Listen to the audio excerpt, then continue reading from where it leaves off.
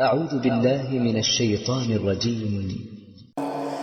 إن إبراهيم كان أمة قانتا لله حنيفا ولم يك من المشركين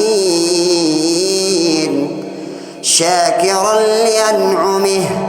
اجتباه وهداه إلى صراط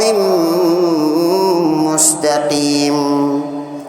وآتيناه في الدنيا حسنة وإنه في الآخرة لمن الصالحين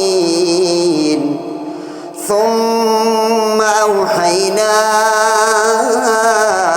إليك أن اتبع ملة إبراهيم حنيفا وما كان من المشركين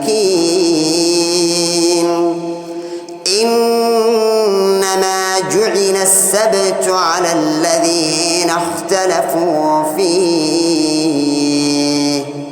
وإن ربك ليحكم بينهم يوم القيامة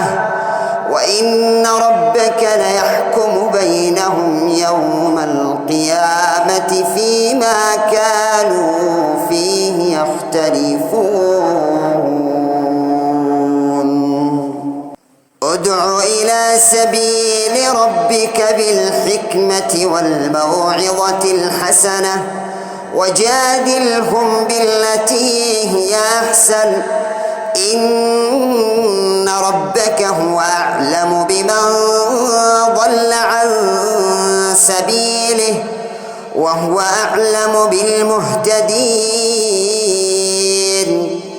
وإن عاقبتم فعاقبوا بمثل ما عوقبتم به ولئن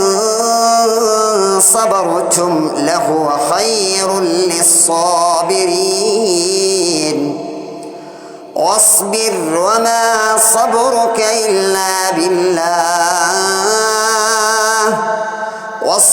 وما صبرك إلا بالله